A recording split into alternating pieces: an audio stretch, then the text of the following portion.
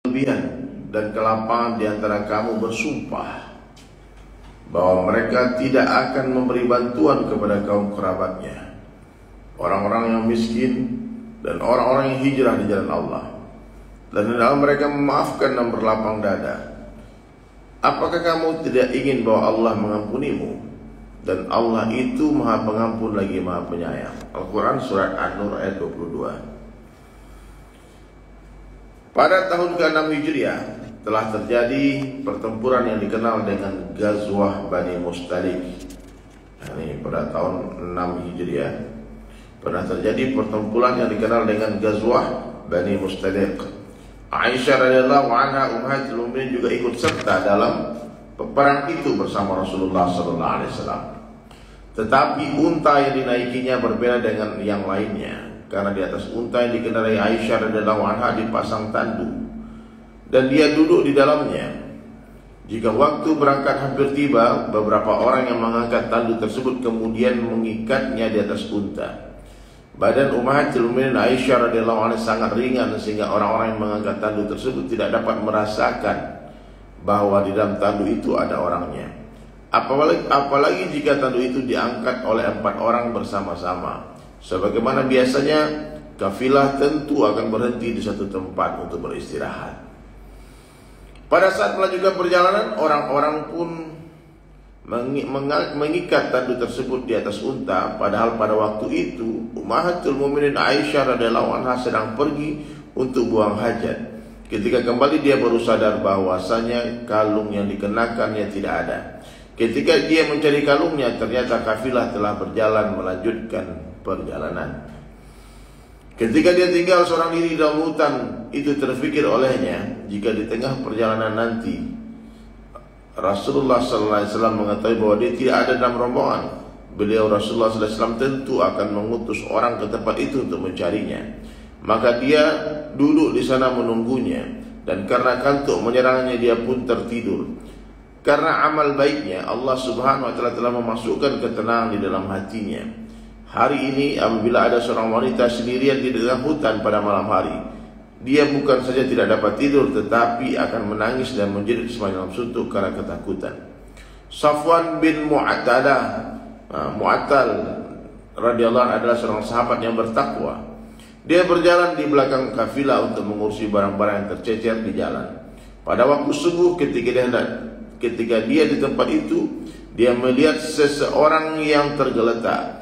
Begitu dia melihat, ternyata adalah ummahatul mukminin Aisyah radhiyallahu anha sebelum turun hukum hijab. Maka begitu dia melihat ibunda Aisyah radhiyallahu anha, dia pun mengenalinya dan dengan suara keras dia mengatakan, "Inna lillahi wa inna ilaihi raji'un."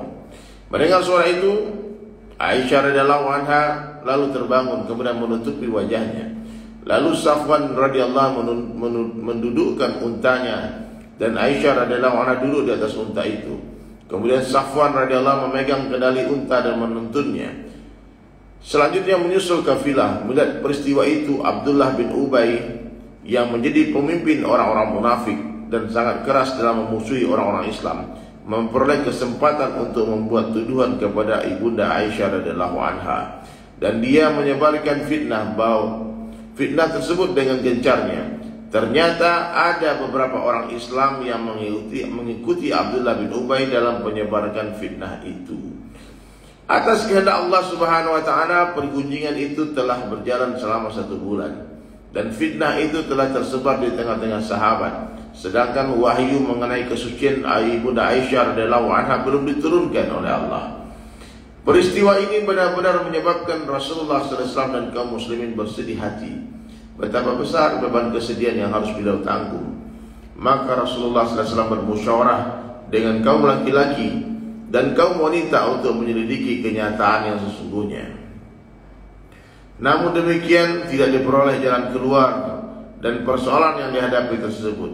1 bulan kemudian barulah diturunkan sebagian dari surat An-Nur yang menyatakan tentang kesucian ummahatul mukminin Aisyah radhiyallahu anha dan tentang kemurkaan Allah Ta'ala terhadap orang-orang yang turut serta menyebarkan fitnah tanpa disertai bukti dan saksi tersebut. Di antara orang-orang yang menyebarkan fitnah tersebut antara lain adalah Mistah radhiyallahu anhu, seorang sahabat yang mempunyai hubungan kekerabatan dengan Abu Bakar radhiyallahu anhu. Ya, Mistah nama salam. Abu Bakar adalah selalu mencukupi keperluannya dalam membantunya. Karena Mistah radhiyallahu anhu telah terlibat dalam penyebaran fitnah tersebut, maka Sayyidina Abu Bakar adalah merasa bersedih hati. Sudah semestinya jika Abu Bakar adalah bersedih hati karena melihat karena Mistah radhiyallahu anhu masih kerabatnya sendiri, tetapi ikut menyebarkan fitnah yang belum pasti kebenarannya. Dalam kesedihannya itu, Abu Bakar radhiyallahu anhu bersumpah untuk tidak menolong dan membantu Mistah radhiyallahu anhu. Padahal terhadap persoalan ini turunlah ayat yang tadi kita bacakan. Masya Allah. Dari beberapa riwayat diketahui bahwa selain Abu Bakar adalah sebagian sahabat yang lain juga telah berhenti dalam memberikan pertolongan kepada orang-orang yang terlibat dalam menyebarkan fitnah tersebut. Ummahatul Mukminin Aisyah radhiyallahu anha berkata bahwa Mistah adalah banyak berperan dalam penyebaran fitnah itu, padahal dia masih memiliki hubungan persaudaraan dengan Abu Bakar radhiyallahu anhu dan berada dalam pemeliharaannya. Ketika ayat yang menyatakan kesucian Ummahatul Mukminin Aisyah radhiyallahu anha diturunkan, Sayyidina Abu Bakar adalah bersumpah untuk tidak memberikan nafkah kepada Mistah radhiyallahu anhu. Karena peristiwa inilah maka ayat tersebut diturunkan. Setelah diturunkan ayat tersebut, Abu Bakar kembali mengurusi keperluan Mistah radhiyallahu anhu. Dalam hadis yang lain disebutkan bahwa setelah turunnya ayat ini, Sayyidina Abu Bakar adalah kemudian melipat gandakan nafkah yang diberikan kepada Mistah radhiyallahu anhu lebih banyak dibandingkan sebelumnya. Dalam sebuah hadis disebutkan bahwa dua anak yatim yang dipelihara oleh Abu Bakar adalah salah seorang di antaranya adalah Mistah radhiyallahu anhu. Abu Bakar dan salah seorang di antara mereka adalah Abu Bakar bersumpah akan mencukupi nafkah keduanya. Ibnu Abbas radhiyallahu anhu berkata bahwa di kalangan sahabat banyak orang yang mengikut serta dalam menyebarkan bahwa ibunda Aisyah radhiyallahu anha telah berzina.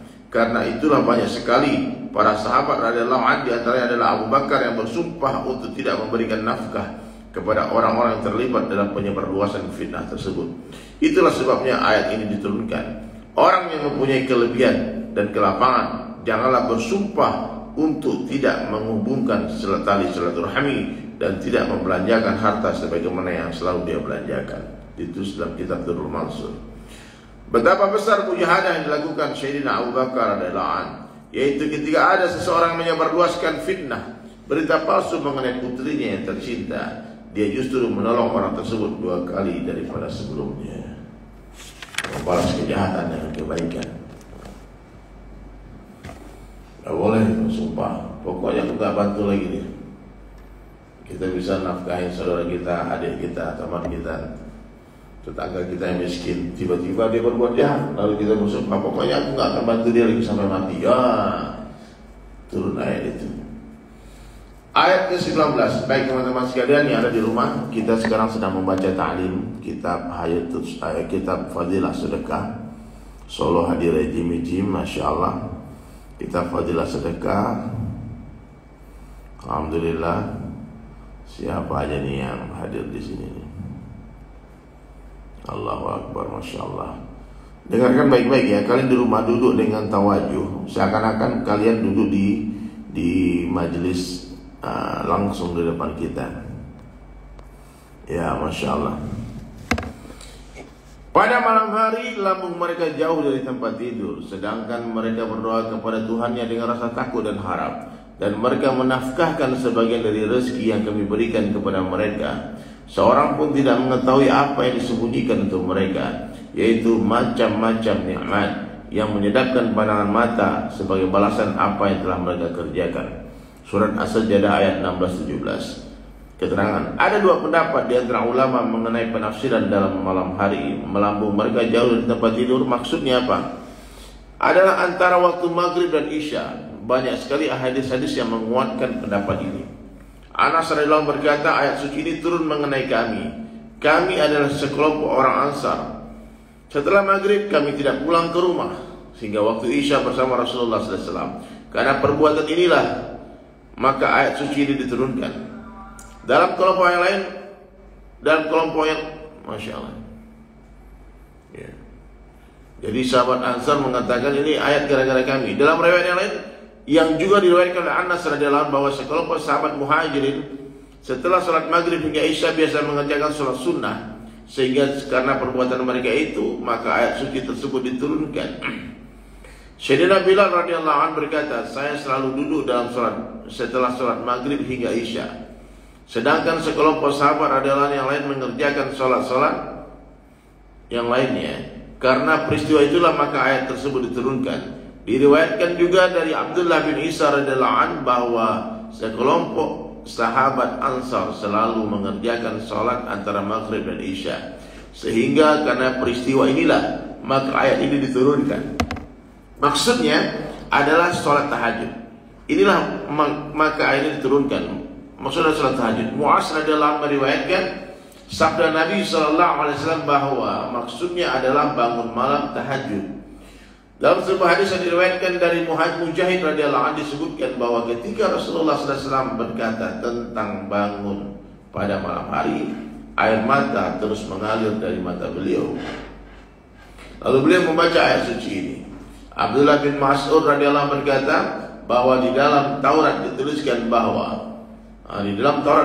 bahwa bagi orang-orang yang lambungnya jauh dari tempat tidurnya pada malam hari, jauh lambungnya dari tempat tidurnya, Allah Subhanahu wa taala menyediakan bagi mereka sesuatu yang tidak pernah dilihat oleh mata, ya, tidak pernah didengar oleh telinga, dan tidak pernah terbesit dalam hati manusia, tidak diketahui oleh malaikat yang dekat dengan Allah, dan tidak diketahui oleh Nabi yang diutus. Dan inilah yang telah dibicarakan dalam ayat ini. Abu Hurairah radhiyallahu anhu juga meriwayatkan dari sabda Nabi sallallahu alaihi wasallam bahwa Allah Subhanahu wa taala berfirman, aku menyediakan untuk hamba-hambaku yang saleh kenikmatan yang tidak pernah dilihat oleh mata, tidak pernah didengar oleh telinga, dan tidak pernah terbersit dalam hati manusia.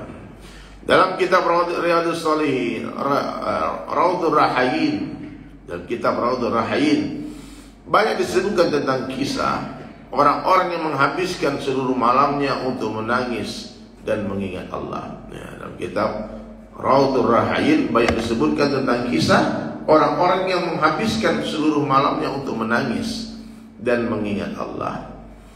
Kisah tentang Imam Abu Hanifah radhiyallahu anhu yang mengerjakan sholat subuh dengan wudhu sholat isya selama 40 tahun. Jadi, Imam Abu Hanifah selama 40 tahun sholat subuh dengan wudhu sholat isya. Allahu Akbar. Sangat masyhur sehingga tidak bisa dipungkiri kebenarannya. Dia juga mengkhatamkan Al-Quran 2 kali setiap hari pada bulan Ramadan. Mengkhatamkan Al-Quran 2 kali setiap Ramadan. Demikian pula dengan kisah Utsman radhiyallahu an yang berjaga sepanjang malam untuk menjaga Al-Quran dalam satu rakaat sholatnya. Sayyidina Umar adalah setelah sholat isya kadang-kadang pulang ke rumah untuk mengerjakan sholat lain hingga waktu subuh. Tamim Ad-Dari radhiyallahu an, Tamim Ad-Dari, Ad-Dari. Dulu nama saya itu sempat sebelum dari Sulaiman diusulkan Tamim Ad-Dari, karena dari-darinya Ad-Dari, Tamim Ad-Dari. Tapi ternyata yang malaikat Sulaiman. Ya Allah. Tamim Ad-Dari adalah seorang sahabat yang terkenal. Dia mempunyai kebiasaan membaca seluruh Al-Quran dalam satu rakaat salat. Dan kadang-kadang satu ayat dibaca berulang-ulang sampai subuh. Ini boleh Pak, antum sholat tahajud.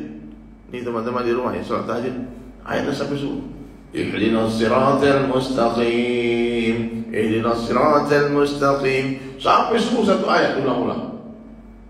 Itu ada rujukannya nih Pak. Allahu Akbar, luar biasa. Berdiri nggak selesai satu rakaat. Syaddad bin Aus radhiyallahu anhu ketika berbaring untuk tidur sambil membolak-balikkan badannya, dia bangun sambil berkata, ya Allah, rasa takut terhadap neraka menghilangkan rasa kantukku.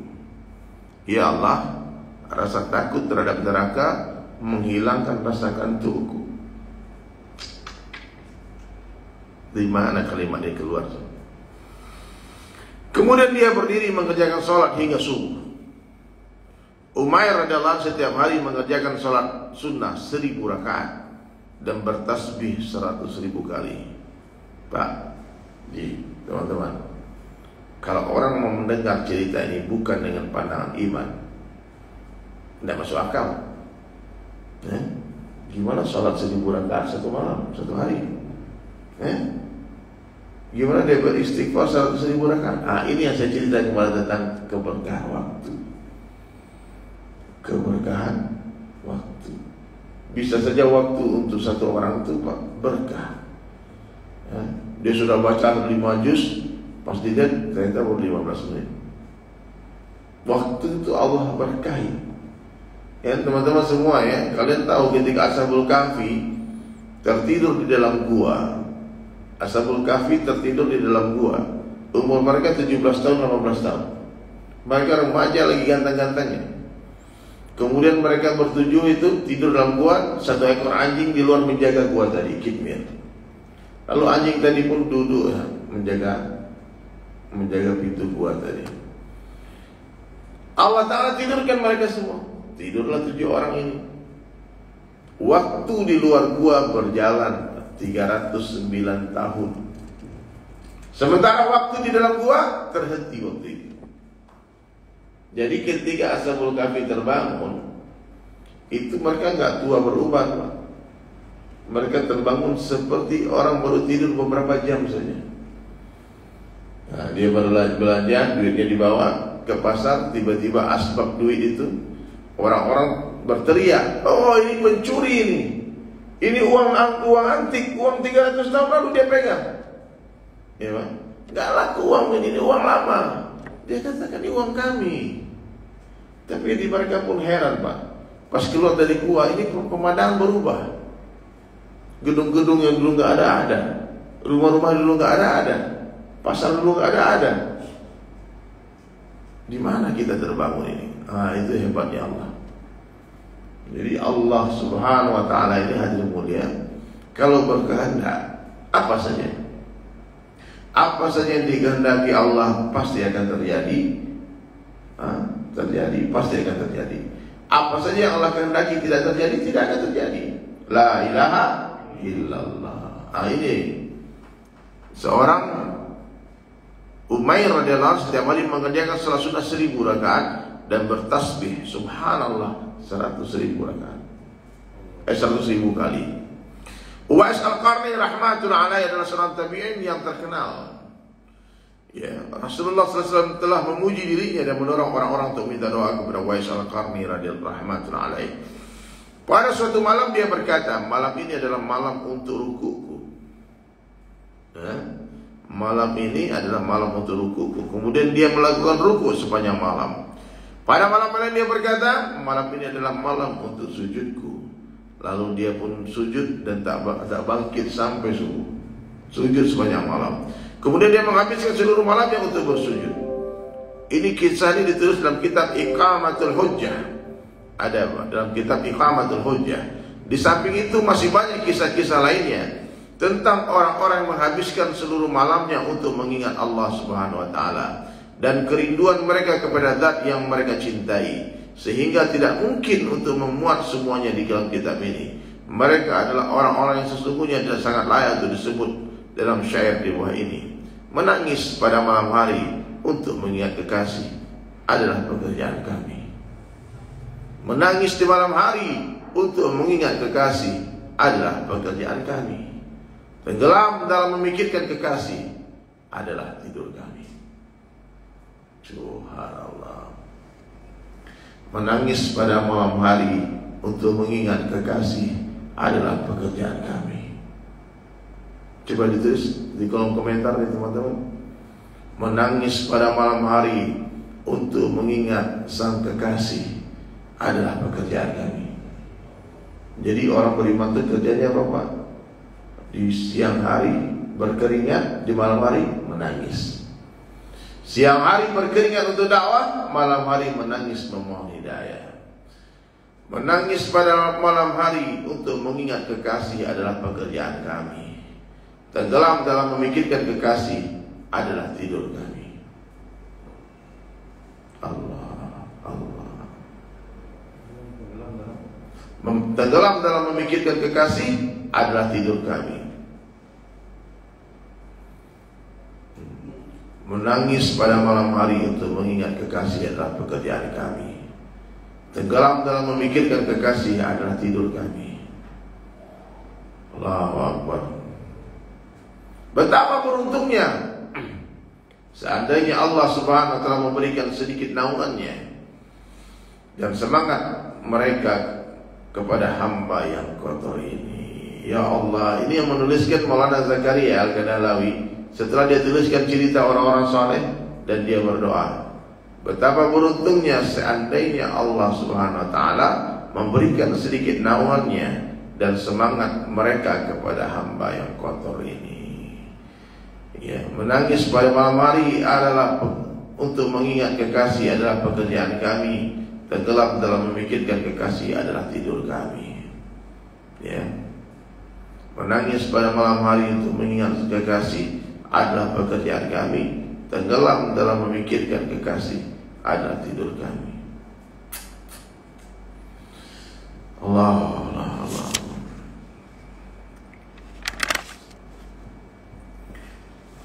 Katakanlah, sesungguhnya Tuhanku melapangkan rezeki bagi siapa yang dikehendakinya di antara hamba-hambanya dan menyempitkan bagi siapa yang dikehendakinya. Dan barang apa saja yang kamu nafkahkan, dan barang apa saja yang kamu nafkahkan, maka Allah akan menggantinya. Dan dialah pemberi rezeki yang sebaik-baiknya. Al-Quran surat Sabah ayat 39. Keterangan, sempit atau lapangnya rezeki itu datang dari Allah Subhanahu wa taala. Ini teman-teman sekalian, yang kesalahan terbesar orang kaya, apa dia pikir dia kaya itu karena dia hebat. Ini kesalahan terbesar. Banyak orang menganggap dia kaya karena kerja kerasnya, karena strategi marketingnya yang S3 katanya. S3 marketing canggih. Makanya aku jadi orang kaya, aku ini hebat, aku punya ilmu, maka aku jadi orang kaya, aku banyak duit. Salah. Ini dalam ayat ini dikatakan Allah melapangkan rezeki bagi siapa yang dikehendakinya, dan Allah menyempitkan rezeki bagi siapa yang dikehendakinya. Kalau Allah sudah sempitkan rezeki kita, siapa yang bisa melapangkannya? Nah, jadi ya bukan kita yang mengatur rezeki, tapi Allah. Lapangnya rezeki bukan karena kita tidak membelanjakan harta, dan sempitnya rezeki bukan karena kita membelanjakan harta. Padahal bahkan harta apa saja yang dibelanjakan di jalan Allah Ta'ala, balasannya pasti diperoleh di akhirat. Bahkan di dunia kebanyakan juga memperoleh balasan dari Allah. Dalam sebuah hadis disebutkan bahwa malaikat Jibril alaihissalam meriwayatkan firman Allah Subhanahu wa taala, "Wahai hamba-hambaku, aku telah memberimu kenikmatan dengan karuniaku, dan aku meminta pinjaman dari kalian. Maka barang siapa yang mau memberi kepadaku dengan sukarela dan dengan semangat, aku akan mempercepat balasannya di dunia, dan di akhirat akan aku simpan pahala terbaik untuknya. Dan barang siapa memberi dengan tidak senang hati, tetapi dengan terpaksa, aku akan mengambil darinya apa yang telah aku berikan kepadanya. Tetapi jika kemudian dia bersabar atasnya dan mengharap pahala, aku pun akan mewajibkan rahmatku atasnya, dan aku akan memasukkannya ke dalam golongan orang yang mendapatkan hidayah." Itu orang yang bersedekah terpaksa dengan berat hati.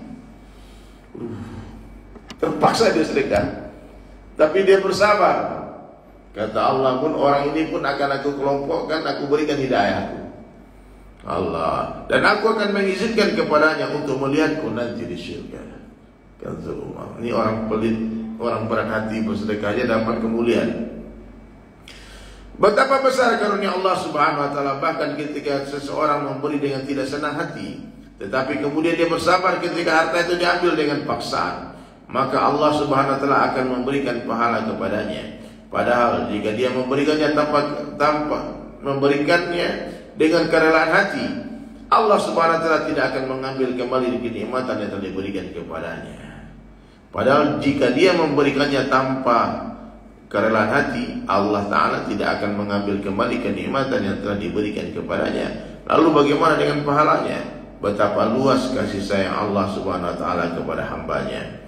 Hasan radhiyallahu berkata bahwa ketika Rasulullah SAW menjelaskan tentang ayat ini, beliau bersabda, Apa saja yang kalian belanjakan untuk ahli keluarga kalian tanpa berlebih-lebihan dan tanpa kekikiran, maka semua itu di jalan Allah Subhanahu wa taala. Jabir radhiyallahu anhu meriwayatkan bahwa Rasulullah sallallahu alaihi wasallam bersabda, apa saja yang dibelanjakan oleh seseorang di tempat yang dianjurkan oleh syariat akan mendapatkan gantian di sisi Allah Subhanahu wa taala, kecuali yang dia belanjakan untuk membangun rumah atau untuk maksiat. Jadi pembelanjaan bangun rumah itu gak ada pahalanya, gak diganti. Bagaimana? Mungkin bukan dosa juga, tapi bukan sebuah perkara yang dijanjikan kemuliaannya. Jabir radhiyallahu anhu meriwayatkan dari Rasulullah sallallahu alaihi wasallam bahwa setiap kebaikan itu adalah sedekah. Setiap kebaikan apa? Adalah sedekah. Apa saja yang dibelanjakan oleh seseorang atas dirinya dan keluarganya, untuk keluarga adalah sedekah. Jadi kita ngasih duit beli ini, itu sedekah, pahala sedekah. Dan apa saja dibelanjakan seseorang muslim untuk menjaga harga dirinya adalah sedekah. Dan apa saja dibelanjakan oleh seorang muslim yang sesuai dengan syariat, maka Allah Ta'ala bertanggung jawab untuk memberikan balasannya, kecuali yang dibelanjakan untuk dosa dan bangunan. Aduh. Jadi teman-teman kalau mau bikin rumah itu jangan terlalu besar-besar, santai-santai saja, biasa-biasa saja. Karena itu tidak termasuk sedekah. Hakim dan Tirmizi rahmatullah alaih telah mengutip sebuah kisah dari Zubair radhiyallahu anhu yang akan diterangkan dalam penjelasan hadis ke-12 dalam kitab Darul Mansur. Allamah Suyuti rahmatullah mengutip hadis tersebut dengan lebih rinci, dan Hakim dan Tirmizi dari Hakim dan Tirmizi, tetapi dia sendiri mengutipnya dalam kitab La lil Masnu'ah dan riwayat Ibnu Adi rahmatullah alaih dengan ringkas dan memasukkannya dalam hadis maudhu. Abu Hurairah radhiyallahu anhu meriwayatkan sabda Nabi sallallahu alaihi wasallam bahwa setiap pagi dua malaikat berdoa kepada Allah Subhanahu wa taala. Setiap pagi, dengarkan baik-baik ya. Setiap pagi dua malaikat berdoa kepada Allah Subhanahu wa taala. Malaikat yang satu berdoa, ya Allah, berikanlah balasan kepada orang yang membelanjakan hartanya di jalan-Mu ya Allah. Dan malaikat yang lain berdoa, ya Allah, binasakanlah harta orang yang tidak membelanjakan hartanya di jalan-Mu ya Allah. Jadi dua malaikat itu berdoa apa? Satu malaikat mendoakan, Masya Allah, mendoakan keberkahan, mendoakan kebaikan untuk orang yang membelanjakan harta di jalan Allah, Masya Allah. Yang satu mendoakan kehancuran, binasakanlah harta orang yang tidak dibelanjakan di jalannya. Hadis ini akan dijelaskan dalam hadis berikutnya. Sesungguhnya pengalaman juga menunjukkan keadaan yang demikian itu, yakni bagi orang yang dermawan akan terbuka baginya pintu pemberian Allah.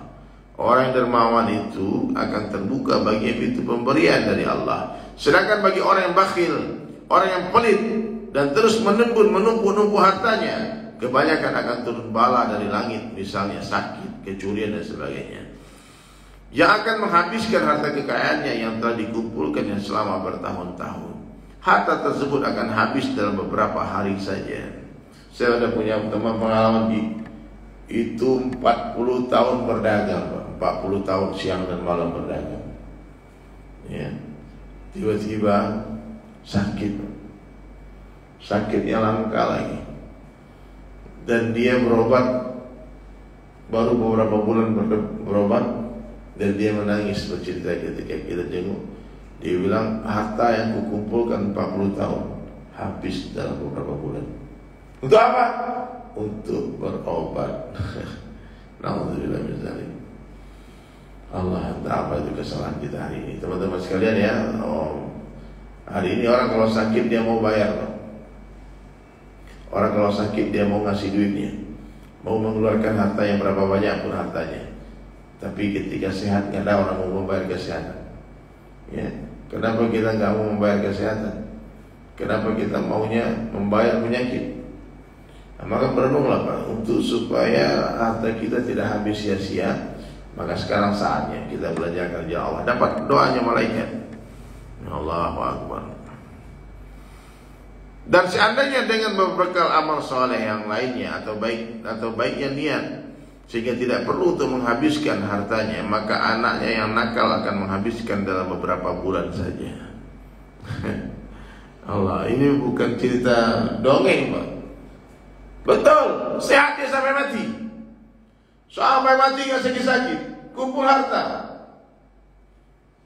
Tahu-tahu mati, anak nggak kenal agama,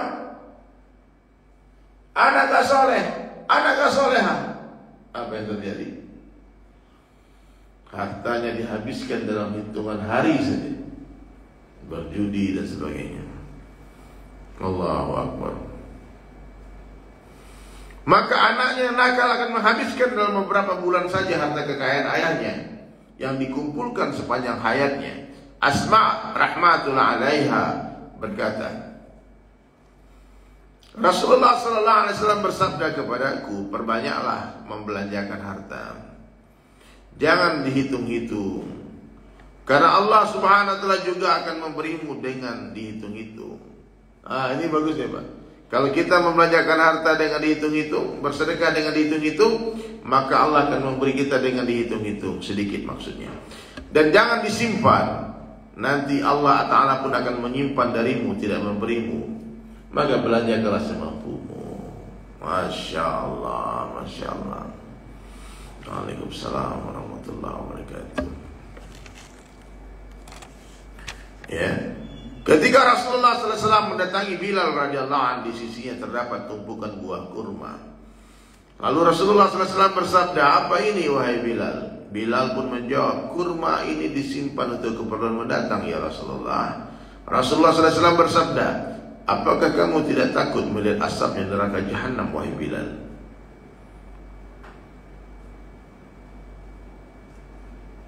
Lalu Bilal pun membelanjakan sebanyak-banyaknya. Allahu Akbar. Jadi ditarkib sama Nabi ketika Bilal menumpuk makanan, Pak, kurma. Untuk apa ini Bilal? Untuk bekal kita ke depan ya Rasulullah, keperluan mendatang.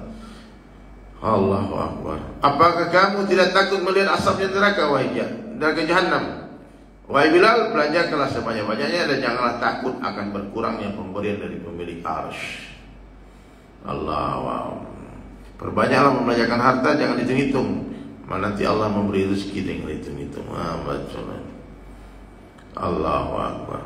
Berdasarkan hadis tersebut dapat diketahui bahwa menyimpan untuk keperluan hari esok adalah perbuatan tercela dan diancam dengan melihat asap api neraka. Ini kelasnya Bilal ya, kelasnya Bilal ini. Bilal radhiyallahu anhu termasuk orang yang tinggi derajatnya, sehingga Rasulullah SAW tidak suka jika dia memikirkan keperluan hari esok dan tidak yakin kepada maliknya bahwa yang maha memberi pada hari itu besok juga akan memberi. Masya Allah. Setiap orang itu mempunyai derajat. Hasanatul abrari sayyiatul muqarrabin adalah peribahasa yang masyhur, yang maksudnya kebaikan bagi orang-orang saleh yang awam itu dianggap sebagai keburukan bagi orang-orang muqarrab. Jadi kebaikan bagi kita itu bisa keburukan bagi orang-orang yang derajatnya tinggi, orang-orang yang dekat dengan Allah, orang-orang yang muqarrab. Dalam hal ini banyak sekali peristiwa yang dapat dijadikan contoh. Harta sama sekali bukanlah untuk disimpan dan dikumpulkan, tetapi diciptakan hanya untuk dibelanjakan. Membelanjakan harta untuk diri sendiri hendaknya sedikit mungkin, dan membelanjakan harta untuk orang lain hendaknya adalah sebanyak-banyak mungkin. Jadi kalau kita belanjakan harta untuk diri kita, usahakan sesederhana mungkin, sedikit mungkin. Tapi kalau membelanjakan harta untuk orang lain, sebanyak-banyak mungkin. Jadi sahabat untuk dirinya itu apa? Tapi kalau untuk berbagi, boros. Kalau untuk agama, mereka berpesta pora. Mereka bermewah-mewah untuk agama. Tapi untuk dirinya, mereka hitung-hitungan hadirin sekalian. Allahu Akbar. Masya Allah, Masya Allah. Allahu Akbar. Ini ada tamu kita datang nih, Masya Allah. Innamal a'malu binniyat. Amal itu tergantung dengan niatnya. Jadi ulang lagi nih ya, kita jelaskan nih. Membelanjakan harta untuk disendal hendaknya sesedikit mungkin, dan membelanjakan harta untuk orang lain hendaknya sebanyak mungkin. Masya Allah. Akan tetapi yang sangat penting untuk Masya Allah, Masya Allah.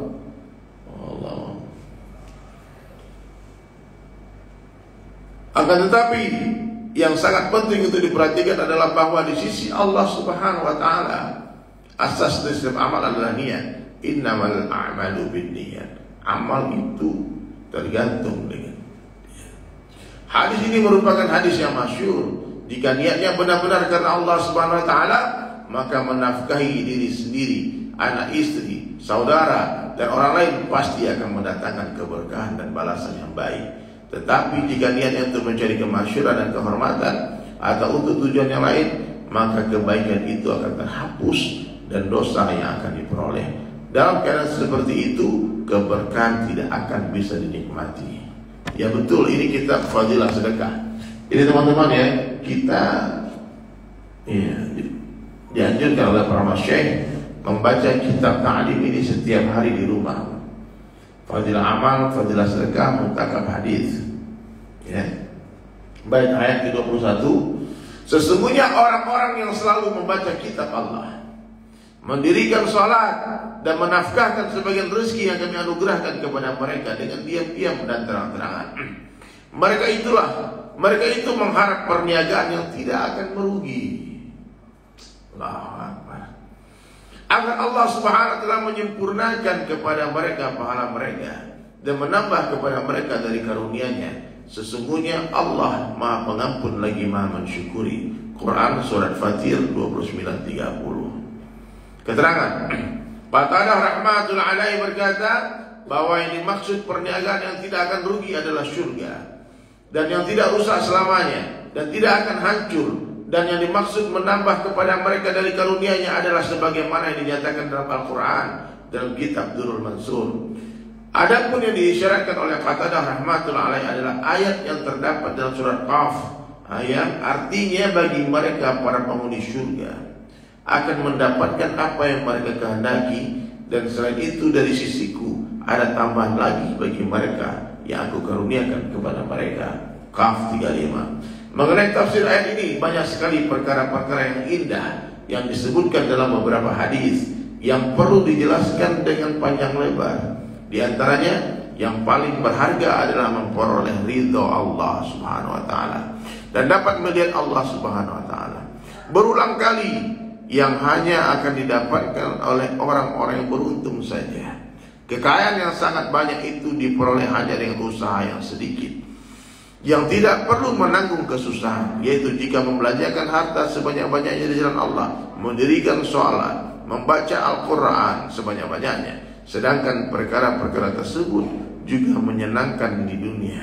Beberapa kisah mengenai perbanyaklah membaca Al-Quran telah diceritakan sebelumnya. Jadi begini Pak, amal saleh ini di dunia menyenangkan. Orang menyangka kebahagiaan itu ketika diberi, tapi ternyata kebahagiaan itu bukan ketika diberi, tapi ketika memberi. Ya. Memberi itu menerangkan hati, seperti matahari yang menyinari bumi. Itu adalah lagunya itu, Iwan Fals. Memberi itu terangkan hati. Allahu Akbar. Baik hadis sekalian, ini saatnya sudah kita baca beberapa hadis ayat Al-Quran tentang fadilah sedekah. Sekarang saatnya kita membuktikan apakah kita senang hati memberikan harta di jalan Allah ataukah berat hati. Tapi ingat ya, orang berat hati pun itu Allah akan ganti dengan surga. Kata Allah, aku akan memberikan mereka rahmatku. Terpaksa. Bagaimana orang terpaksa memberikan harta itu Pak? Ketika hartanya dicuri. Dicuri Pak, harta itu akhirnya ya udah ikhlas saja. Itu Pak. Ataupun ketika terjadi musibah, bencana alam, itu dipaksa ambil hartanya. Ataupun ketika sakit, orang sakit itu terpaksa ngeluarin hartanya Pak. Maka sekarang hadirin dirahmati Allah Ta'ala, sebelum harta itu diambil paksa oleh Allah, maka serahkan dengan sukarela, dengan gembira. Ya, kita bisa belajar dari kesalahan orang lain, Pak. Ya. Yang berat itu belajar dari kesalahan diri sendiri. Jadi kita nggak perlu mengulangi kesalahan-kesalahan kaum-kaum terdahulu yang menumpu harta. Ya. Maka Rasulullah SAW pernah katakan kepada para sahabat, aku tidak khawatir dengan kemiskinan yang menimpa kalian. Yang aku khawatirkan adalah ketika Allah bukakan dunia untuk kalian, kemudian kalian terpesona oleh dunia dan kalian lalai, kemudian Allah hancurkan kalian seperti Allah menghancurkan kaum-kaum terdahulu. Makanya hadirin dirahmati Allah Ta'ala, Masya Allah. Siapa saja yang hadir ini ada, Masya Allah. Waalaikumsalam Aika Kiraza. Waalaikumsalam. Siapa lagi, Masya Allah. Tadi saya lihat ada Bu Vina nonton, ada lihat juga Bu Yeni, Bu Nani, itu orang-orang dermawan. Ada Bang Nefri Saputra yang sudah beberapa halaman juga melalui perantara, ya. Bang Nefri Saputra ini, Pak, Masya Allah, saya kenal beliau, saya ketemu di Bali. Dia punya kepahaman. Dia bilang nggak apa-apa ya, kalau aku nggak ada duit pun nggak apa-apa. Tapi teman-temanku banyak punya duit. Jadi semua temannya di WhatsApp, semua temannya di WhatsApp. Dan alhamdulillah pagi ini juga ada nih dari temannya Pak Lukman. Dari mana, Bang? Hah? Kayu Agung, Masya Allah. Beliau pagi ini akan menyerahkan donasi 2 halaman kabarnya. Allahu Akbar. Takbir. Allahu Akbar, Masya Allah, 2 halaman. Nah, ini sama anak istrinya datang ke sini jauh-jauh. Semoga setiap langkah kaki antum, Bang, putaran rodanya dicatat sebagai amal baik, amal soleh, menggugurkan dosa-dosa. Ya, ini lukisan-lukisan, lihat. Nanti teman-teman sekalian ya, nanti lukisan ini, kemarin ada orang yang bertanya sama saya, Bang. Kami sudah donasi 1 halaman 10 juta untuk galeri Al-Quran. Terus nanti kalau seandainya itu Al-Quran tidak selesai bagaimana? Ya. Terus saya bilang sama beliau, doakan saya panjang umur. Kalau saya panjang umur, insya Allah selesai. Insya Allah selesai. Ya, kalau saya panjang umur, insya Allah selesai. Tapi kalau saya mati, saya nggak sempat, tolong diikhlaskan. Tolong diikhlaskan uang 10 juta yang sudah didonasikan untuk Al-Quran itu. Nanti Allah akan ganti dengan di surga. Ya. Dan namanya kalian pun yang sudah berdonasi akan tetap ada di masjid ini. Akan tetap ada di masjid ini, ya. Jadi sangka baik saja, sangka baik. Sebetulnya lukisan ini nggak penting. Lukisan ini saya buat sebagai sarana menjaga marwah, itu tidak kesannya tidak mengemis minta-minta. Ya, bisa aja saya seperti yang lain-lain, Pak, memajang nomor rekening, silakan transfer ke sini semua. Ya. Nah, maka sekarang kita bikin project. Ini wasilah saja. Ya, mudah-mudahan dengan melukis sejarah ini semua kita dicatat oleh Allah sebagai orang baik, ya. Dicatat oleh Allah Ta'ala sebagai orang yang pernah berjuang untuk membangun istananya di dunia, ya, membangun istana Allah di dunia. Masya Allah. Ini teman-teman yang di rumah yang punya kelebihan rezeki, silahkan. Kita masih memerlukan support daripada muhsinin, orang-orang baik, ya. Boleh maju ke depan muhsinin sebentar, biar kita berkenalan dulu. Bunda juga boleh di sini biar kita foto-foto. Ambilkan lukisan di dalam, ada mau kasih hadiah. Siapa nama? Didi, Bang Didi, Masya Allah. Ini teman-teman sekalian, Bang Didi datang dari Kayu Agung jauh-jauh. Bajunya, kaosnya di SAS lagi. Ayo Kak, sini Kak, dulu Kak, sini Kak. Siapa sih ganteng di sini anaknya? Abizar. Ya, alhamdulillah. Sini saya, Abizar. Sini Abizar. Sini saya. Sini dulu sini. Foto dulu kita. Ini. Sini, sebelum orang diri ini dulu sini. Sini. Oh. Allah, ganteng kali anak ini ya.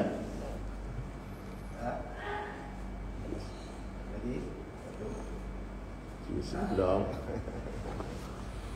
Ya Allah, ya Allah, ya Allah. Semoga Allah persaudarakan kita dunia akhirat. Amin. Nanti habis majelis nanti pilih lukisannya. Ya. Allahu Akbar, Allahu Akbar. Ya. Ada yang baru. Iya, alhamdulillah, alhamdulillah. Baik teman-teman yang di rumah silakan yang sekarang sudah ada. Pak Haji itu yang kemarin 3 halaman yang saya tulis yang orang Batam itu dihapus saja namanya karena beliau katakan tidak jadi. Tidak dirilis kita Ji.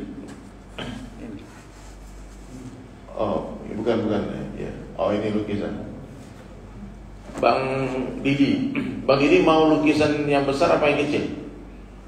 Yang ukuran besar apa kecil? Yang besar ya. Nanti di mobil saya ada.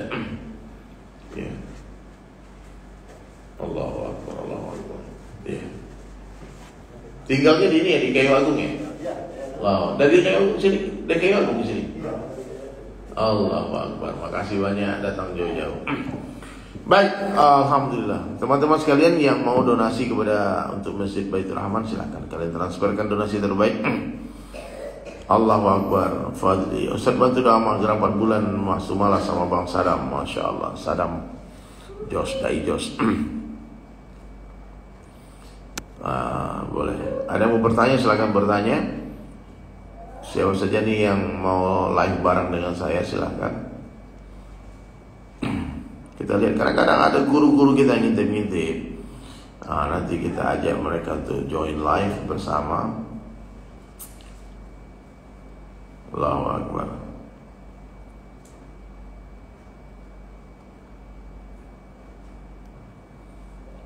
Allahu Akbar, Masya Allah. Kita lihat dulu siapa saja yang ada nih. Ini ada Reno Salam Hijrah. Adakah ini kita fadilat sedekat? Ya benar. Alhamdulillah. Alhamdulillah. Allahu Akbar.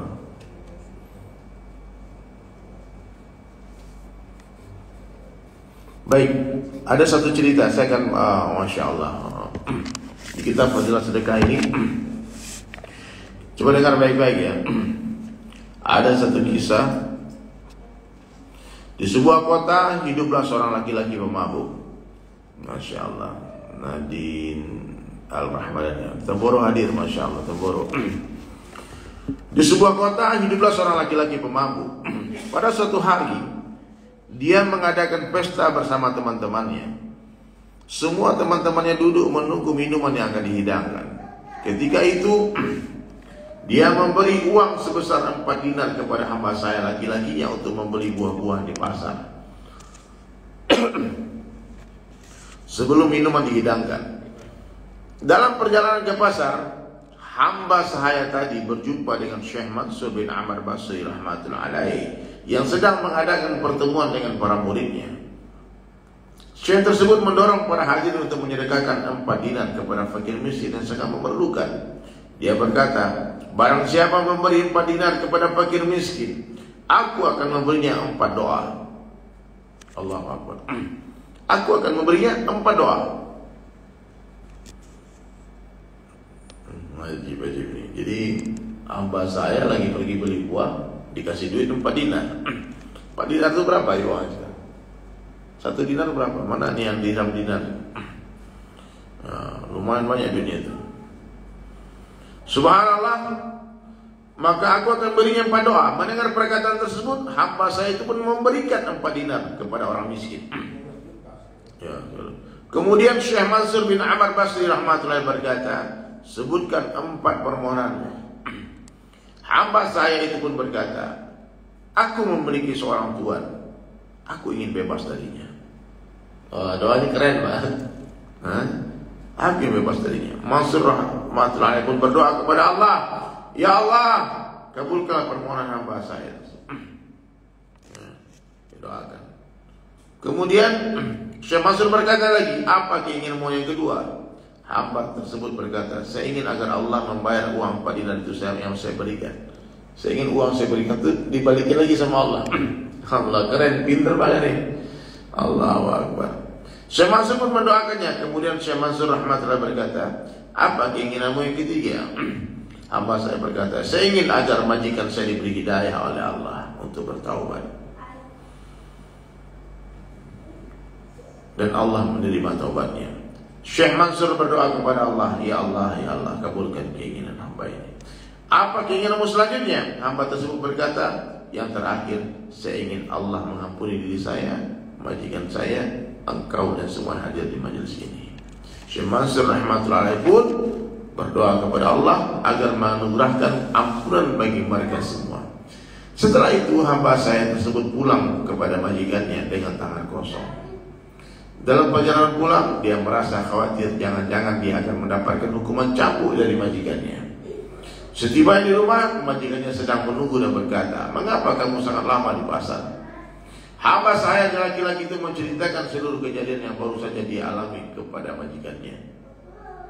Ternyata dengan berkah doa Syekh Mansur, majikannya tidak memarahinya. Bahkan majikannya bertanya kepada hamba saya laki-laki tersebut, doa apa yang kamu minta? Hamba saya tersebut berkata, saya meminta agar saya dimerdekakan. Allahu Akbar.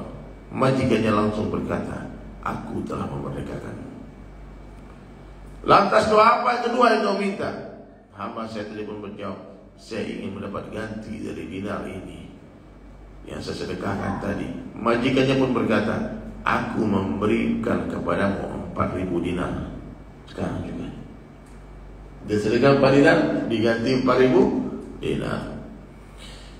Apa permohonanmu yang ketiga? Hamba saya itu berkata, semoga Allah memberi taufik untuk bertobat dari minuman keras, kefasikan dan perbuatan dosa. Majikannya berkata, aku telah bertobat dari semua dosaku. Apa doamu yang keempat? Hamba saya itu berkata, semoga Allah mengampuni diri saya, diri engkau, dan semua hadir di majelis ini. Majikannya pun tersenyum berkata, kalau itu di luar kekuasaanku, aku nggak bisa mengabulkan doa yang keempat ini, nggak bisa memberikan. Masya Allah, Allahu Akbar. Pada malam harinya, majikan tersebut bermimpi melihat seseorang berkata, jika kamu telah mengerjakan 3 hal yang berada dalam kekuasaanmu, maka apakah kamu berpikir bahwa aku tidak akan melakukan apa yang ada dalam kekuasaanku? Aku telah mengampunimu, hamba saya itu, Mansur, dan semua yang hadir di majelis itu. Kisah ini ditulis dalam kitab-kitab. Ini kitab bagus banget. Ada yang belum punya kitab Badalah Sedekah, kalian belilah kitab ini. Belilah kitab ini. Abdul Wahab bin Abdul Hamid Saqafi rahmatullah alaih berkata, aku melihat satu jenazah yang diusung oleh 3 orang laki-laki dan 1 orang wanita. Dalam pengusungan jenazah tersebut tidak ada seorang pun yang mengiringi mereka. Aku pun berjalan bersama mereka dan menggantikan sisi yang diusung oleh wanita itu. Sesampai di pemakaman, mereka mendoakan almarhum lalu membaringkan jenazah di dalam kubur. Di pemakaman tersebut aku bertanya kepada mereka, jenazah siapakah ini?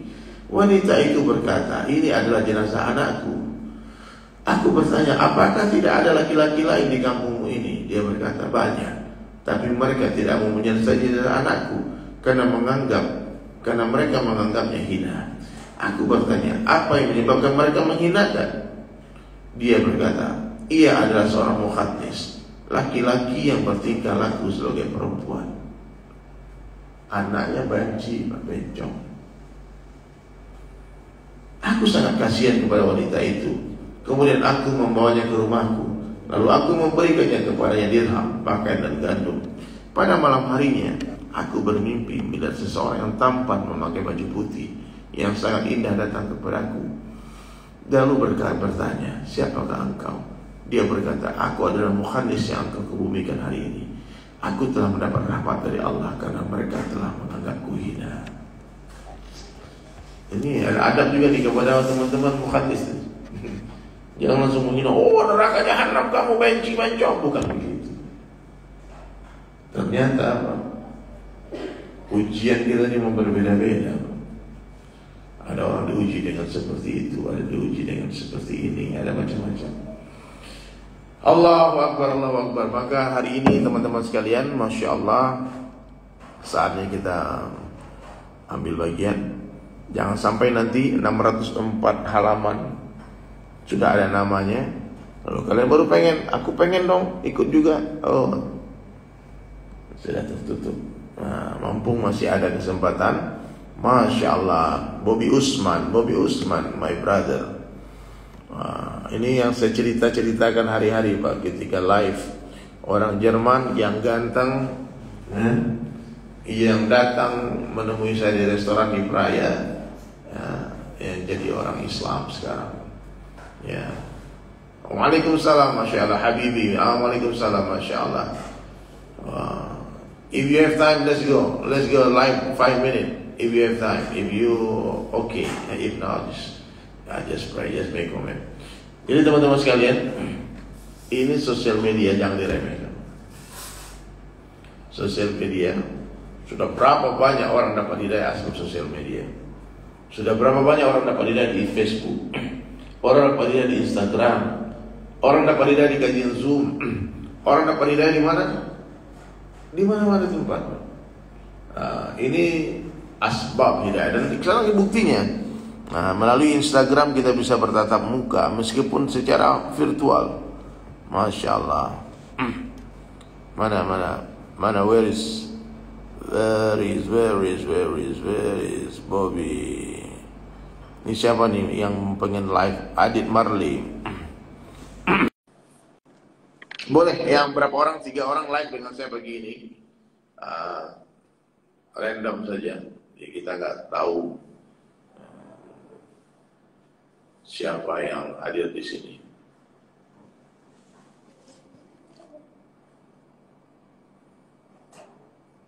Mana dia? Bobby, mana Bobby? Usman Isa. Isa namanya bagus ya, Usman Isa. Bobby Usman Isa, Masya Allah. Oke. Baik, sambil menunggu yang mulai dengan kita, saya mau bacakan lagi satu cerita.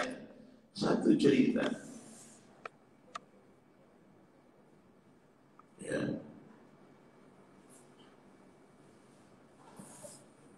Dengar baik-baik. Satu cerita. Ya Allah, fala sekarang untuk Kakaroto.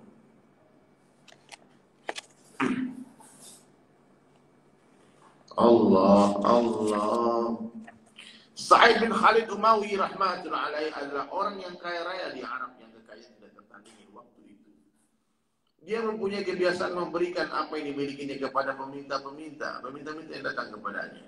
Apabila pada suatu saat dia tidak memiliki sesuatu, dia akan menulis surat kuasa, yakni apabila sewaktu-waktu datang kepadanya harta dari mana saja, atau dia meninggal dunia, maka orang itu supaya mengambil apa yang kau minta dengan perantaraan surat tersebut. Ini keren Pak. Jadi ada orang datang meminta-minta, tidak ada duit, terus dia bikin surat hutang. Dibikin surat, aku berjanji akan memberikan ini, tapi sekarang nggak ada. Kalau nanti aku mati, kamu datang ke sini ambil harta dengan perantaraan surat. Aku tuh pernah mau dikasih sama dia begini dulu, tapi dia belum kasih. Jadi setiap orang yang datang meminta-minta, dia berikan surat, sertifikat. Allahu Akbar. Pada suatu ketika Qais bin Sa'ad Khazari jatuh sakit. Akan tetapi tidak ada seorang pun yang datang menjenguknya, terutama orang-orang yang biasa datang kepadanya pada saat dia sehat. Dia bertanya kepada orang-orang di rumah, ada apa ini? Mereka menjawab, setiap orang mempunyai hutang kepadamu. Dalam keadaan seperti ini, mereka malu datang tanpa membawa uang untuk membayar hutang. Dia berkata, kecelakaan bagi harta yang hina ini, yang mengganggu perjumpaanku dengan kawan-kawanku. Setelah berkata demikian, dia menyuruh seseorang untuk mengumumkan ke seluruh penjuru kota, siapa saja yang mempunyai utang kepada Qais, maka Qais telah memaafkannya, telah mengikhlaskan hutang-hutangnya. Setelah adanya pengumuman tersebut, orang-orang berdatangan untuk menjenguknya, karena banyaknya kawan-kawan yang berdatang untuk menjenguknya sampai-sampai merusakkan pintu rumahnya. Jebol pintu rumahnya, Pak. Dia sakit, ada orang jenguk. Dia apa ini? Mana orang menjengukku?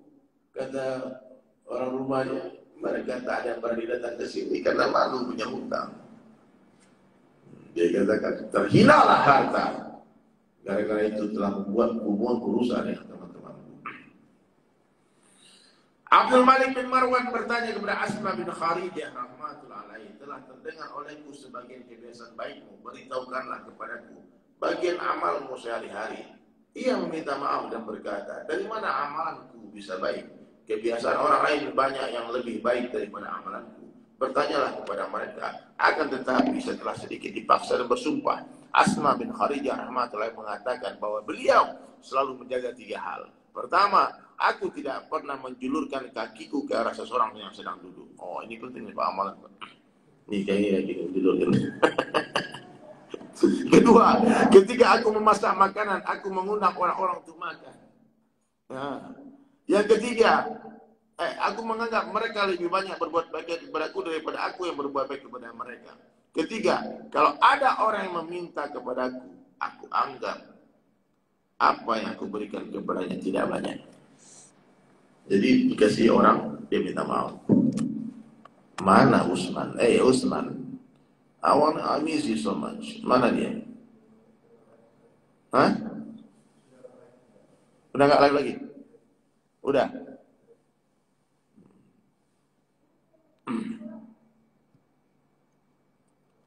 Allahu Akbar. Oke, mungkin itu saja dulu pagi ini ya. Kita sudah baca beberapa kisah, baca beberapa ayat, beberapa hadis. Semoga apa yang kita baca bisa kita amalkan dan bisa kita sampaikan lagi kepada orang lain. Baik, kembali kepada yang mau berdonasi untuk Masjid Baitur Rahman, kemudian ingin mendapatkan lukisan karya saya, silahkan kalian kirimkan bukti transfernya ke bukti transfer ke DM. Kitab apa itu? Ini kitab Fadilah Sedekah. Fadail Sedekah. Fadilah Sedekah. Beli kitab ini ya, dibeli kitab ini, baca hari-hari. Baik, ada yang mau bertanya lagi? Cukup ya? Alhamdulillah. Assalamualaikum.